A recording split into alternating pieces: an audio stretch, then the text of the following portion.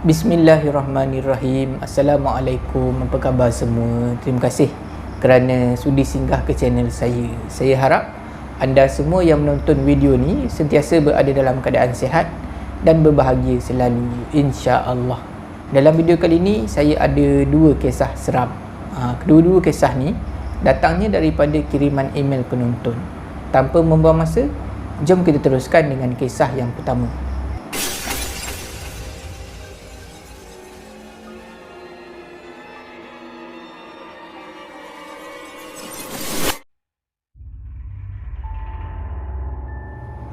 Selamat datang ke segmen Singgah Seram. Untuk kisah pertama ni, saya akan gunakan nama Daniel untuk memudahkan cerita. Perkara ni baru saja berlaku, lebih kurang 2 bulan lepas. Berlaku pada bulan 9 tahun 2024. Masa perkara ni berlaku, Daniel dia ada ikut pak saudara dia, pak cik dia lah, pergi ke sebuah event. Event ni dianjurkan oleh syarikat tempat pak saudara Daniel bekerja. Dia macam family day lah, family day selama 3 hari 2 malam di sebuah hotel di Ipoh, Perak. Bila sebut family day ni mestilah kena bawa keluarga kan. Tapi masa tu pak saudara Daniel ni, pak cik Daniel ni dia bujang lagi. Jadi dia pelawa lah, pelawa Daniel untuk ikut dia pergi menghadiri event tu. Daniel rasa happy lah, boleh pergi event macam tu kan. Jadi event ni diadakan masa musim cuti sekolah. Daniel dan pak saudara dia tiba awal dekat Ipoh, lebih kurang pukul 11 pagi macam tu dah sampai dekat Ipoh. Dan bila dia orang sampai dekat hotel tu, tengok-tengok orang lain tak sampai lagi. Nak pergi check in pun tak boleh lagi, nak ambil kunci apa semua sebab terlalu awal.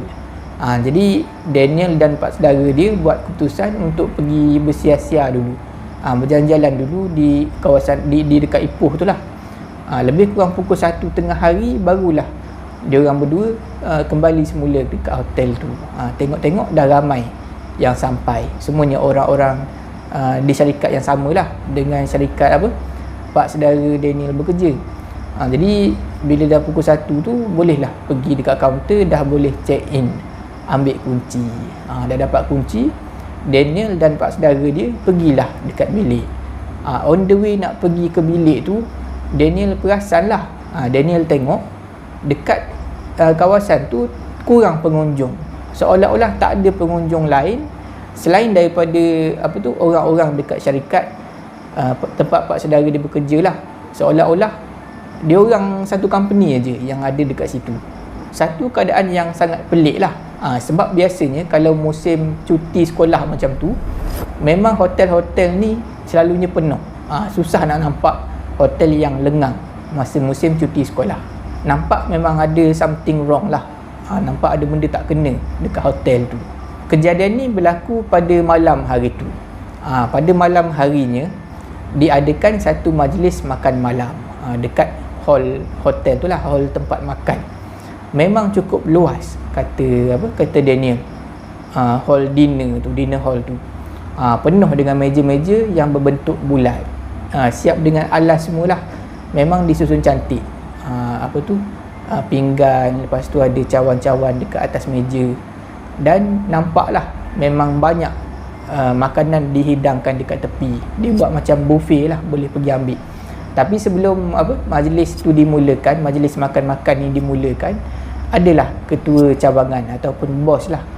Bos syarikat tu pergi berucap, bagi ucapan. Lepas tu dah selesai ucapan daripada bos ni, barulah majlis makan malam tu bermula.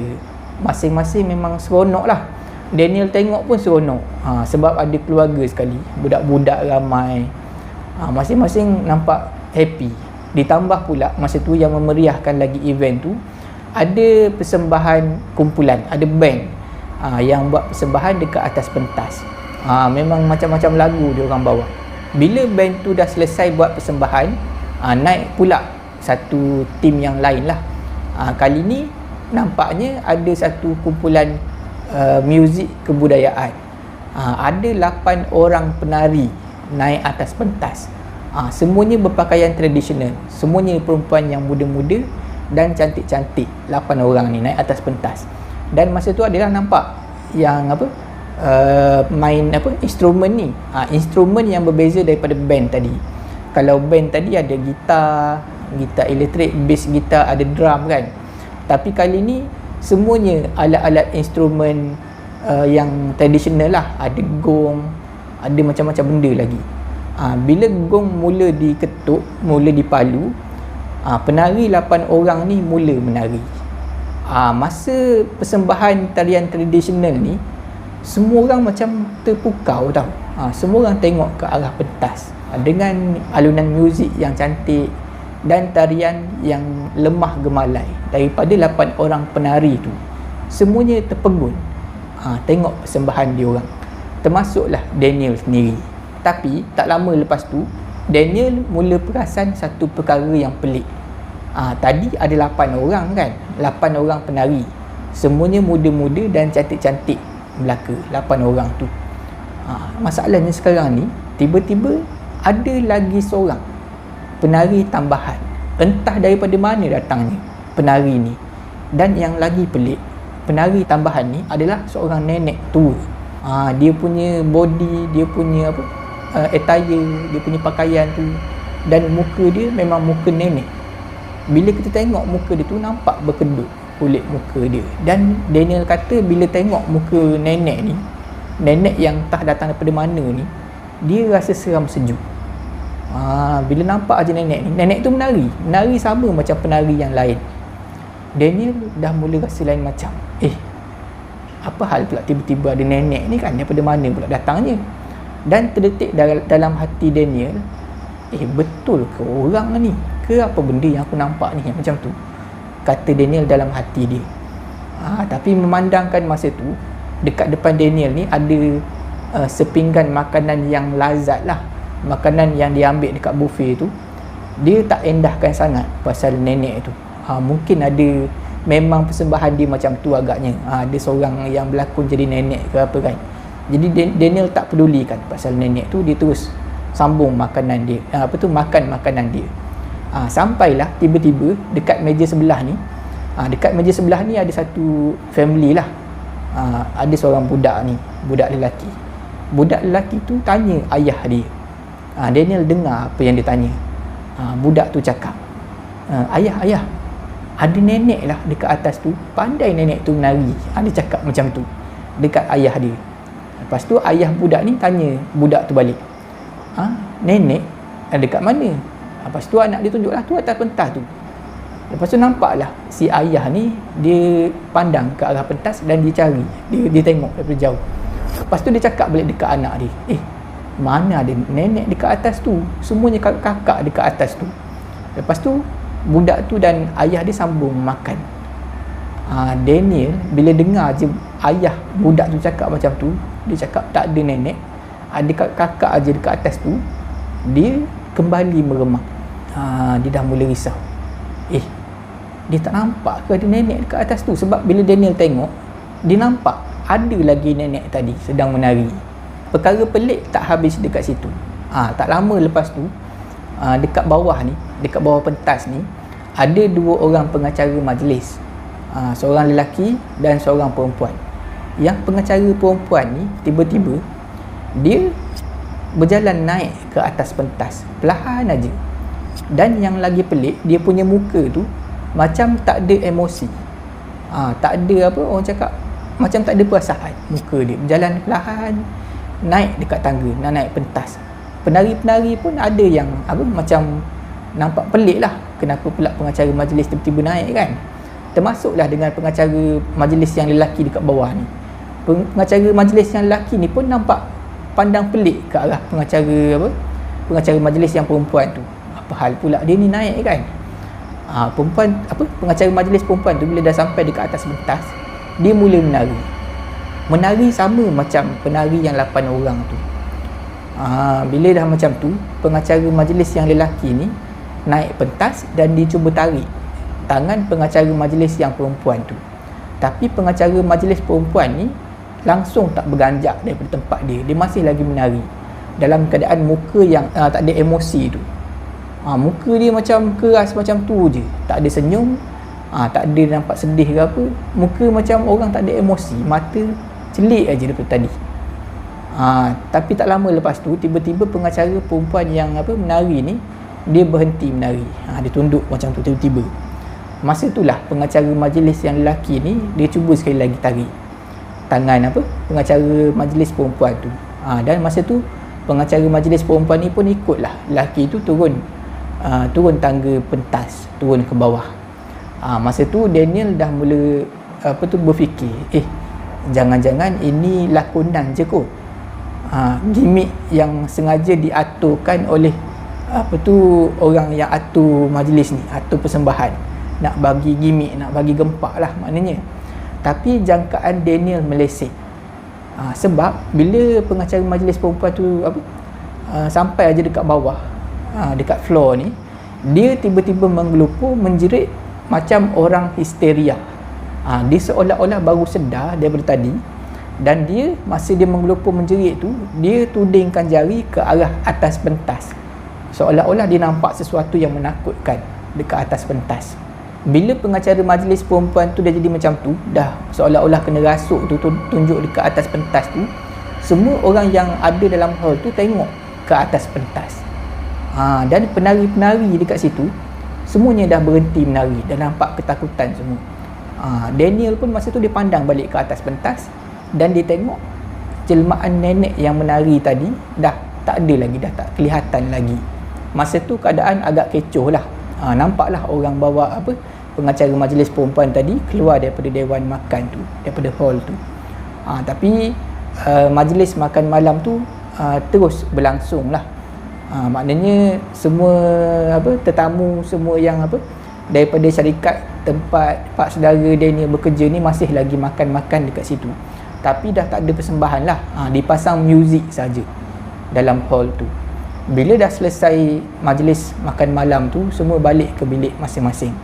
Keesokan paginya, Daniel dapat tahu daripada pak saudara dia, event family day tu disingkatkan daripada rancangan asal. Kalau ikut rancangan asal, event yang nak diadakan dekat hotel tu, family day syarikat tempat pak saudara Daniel bekerja ni, adalah selama 3 hari 2 malam. Tapi dah dipotong jadi 2 hari 1 malam sahaja. Sebabnya semalam bila masing-masing dah balik ke bilik, ada beberapa family yang kena ganggu. Anak isteri semua kena ganggu. Ada 2-3 family lah. Dan atas faktor keselamatan, ketua cawangan ataupun bos syarikat tempat pak saudara Daniel bekerja ni dah singkatkan waktu dia orang berada dekat situ atas faktor keselamatan. Dipendekkan cerita, semua balik ke rumah masing-masing lah. Daniel bila balik dekat rumah dia, dia terus Google cari maklumat pasal hotel tu, dan memang betul lah sangkaan Daniel. Hotel tempat dia pergi dengan pak saudara dia tu adalah termasuk dalam senarai hotel-hotel yang berhantu di negeri Perak. Jadi terjawablah dekat situ kenapa hotel tu tak ramai pengunjung walaupun pada musim cuti sekolah.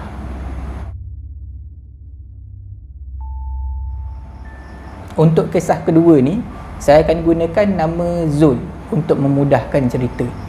Perkara ni berlaku lebih kurang 10 tahun yang lepas, 2014. Masa tu Zul baru habis SPM lah, umur dia 18 tahun. Zul sambung belajar di sebuah kolej di negeri Kedah. Zul kata kolej ni dia terletak berhampiran dengan satu universiti, dan terletak juga hampir dengan satu mardi. Ada mardi dekat situ, dekat dengan kolej ni.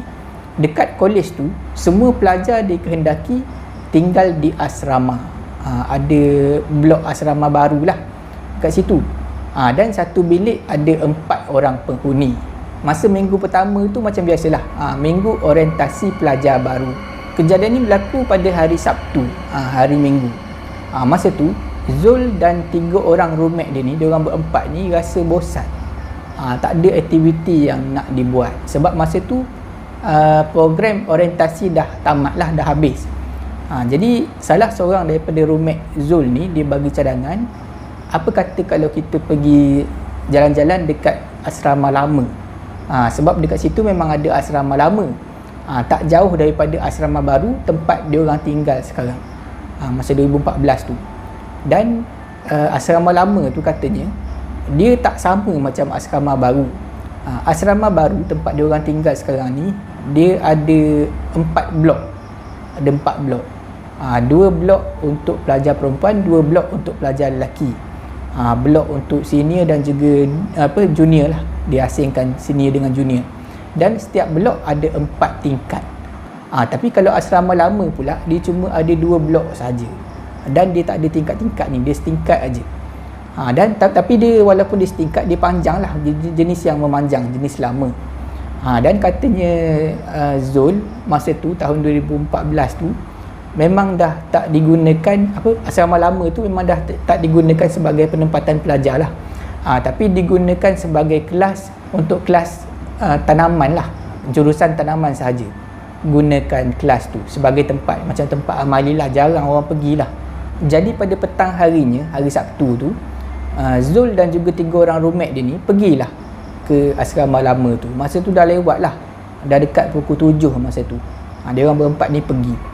Sampai dekat blok asrama lama tu, dia orang berempat tengok ada seorang pakcik ni, pekerja macam tukang kebun lah dekat situ. Nampak dia sedang bersihkan bahagian luar, dekat luar blok. Jadi bila dia orang berempat sampai, pakcik ni tanyalah, korang nak pergi mana ni, buat apa dekat sini? Jadi adalah salah seorang roommate Zul yang bercakap dengan pakcik ni, kita orang datang ni nak sajalah pakcik, nak jalan-jalan, nak tengok kawasan asrama lama ni. Bila dia cakap macam tu, pakcik ni dia terdiam sekejap, nampak macam dia tengah berfikir lah. Jadi roommate Zul ni dia tanyalah pakcik ni, kenapa pakcik, tak boleh ke kita orang jalan-jalan dekat sini? Lepas tu barulah pakcik ni jawab, bukan tak boleh, boleh, tapi macam korang datang ni lewat sangat lah, macam kurang sesuai lah nak datang waktu-waktu macam ni. Apa kata korang datang esok je, tapi datang awal sikit. Sedang dia orang bersembang dengan pakcik ni, Zul dia terperasan ada seorang budak keluar daripada salah satu kelas lah yang ada dekat asrama lama tu. Budak tu keluar daripada pintu, dia berdiri depan pintu dekat koridor luar tu. Budak tu berdiri dan dia tersenyum memandang ke arah Zul. Budak tu comel, Zul kata, tapi Zul tak bagi tahu budak tu budak perempuan ke budak lelaki. Zul bila dah nampak budak comel tu senyum ke arah dia, dia senyumlah, senyum balik dekat budak tu. Daripada apa yang Zul nampak, saiz tubuh badan budak ni, usianya dianggarkan sekitar 4 ke 5 tahun. Lepas tu tiba-tiba Zul rasa bahu dia ditepuk oleh seseorang. Zul toleh lah, rupanya kawan dia tepuk, kawan dia ajak lah, Zul jomlah kita balik lah, esok kita datang balik dekat sini. Lepas tu Zul toleh balik, pandang ke arah tempat di mana budak tadi berdiri, senyum ke arah dia tu. Tapi bila Zul tengok, budak tu dah tak kelihatan lagi, dah tak ada. Dia orang berempat pun balik semula ke blok asrama baru. Tapi keesokan harinya, dia orang ni tak pergi ke blok asrama lama tu sebab dia orang ada aktiviti riadah lain lah. Mungkin main bola ke, main futsal ke apa kan petang. Jadi tak pergi ke asrama lama tu. Masa terus berjalan, sedar tak sedar dah seminggu berlalu. Seminggu lepas tu barulah dia orang berempat ni pergi semula ke blok asrama lama tu. Jadi masa tu dia orang dah pergi awal lah, lebih kurang pukul 5, macam pukul 5 lebih. Dan pakcik tu ada dekat situ. Dia orang berjalan lah, jalan tengok blok-blok asrama lama tu yang dah dijadikan sebagai kelas untuk aliran pertanian ni, bahagian tanaman. Jarang sangat orang guna kawasan tu. Zul pula masa tu dia bersembang dengan pakcik tukang kebun ni. Dia tanya, hari ni pakcik tak bawa anak ke? Lepas tu pakcik ni dia macam heran. Dia tanya, anak mana pula ni? Lepas tu Zul cakap lah, yelah pakcik, yang minggu lepas kita orang datang tu saya ada nampak ada seorang budak ni, dia keluar daripada kelas, dia senyum ke arah saya. Umur lebih kurang 4-5 tahun macam tu. Anak staff ke? Kalau bukan anak pakcik, mesti anak staff dekat sini kan. Lepas tu pakcik tu cakap, memang betul dekat sini ada staff yang ada anak kecil, tapi semuanya dah umur lebih kurang 10-11 tahun macam tu lah. Dah sekolah lah semua. nak masuk tingkatan dah, tak ada budak kecil macam tu. Lepas tu pakcik ni ditanya, kamu nampak budak tu dekat kelas mana? Dekat kelas ni ke? Ditunjuk dekat salah satu kelas tu. Dan memang betul, kelas tu lah yang Zul nampak budak tu keluar, berdiri dekat koridor, senyum ke arah dia. Zul pun cakap lah, ya pakcik, dia keluar daripada kelas ni lah. Masa tu lah pakcik ni dia perlahankan suara dan dia bisik dekat Zul, yang kamu nampak tu bukan budak betul, benda lain tu, bukan manusia. Dia memang penghuni dekat kawasan ni. Kelas tu memang tempat dia tinggal.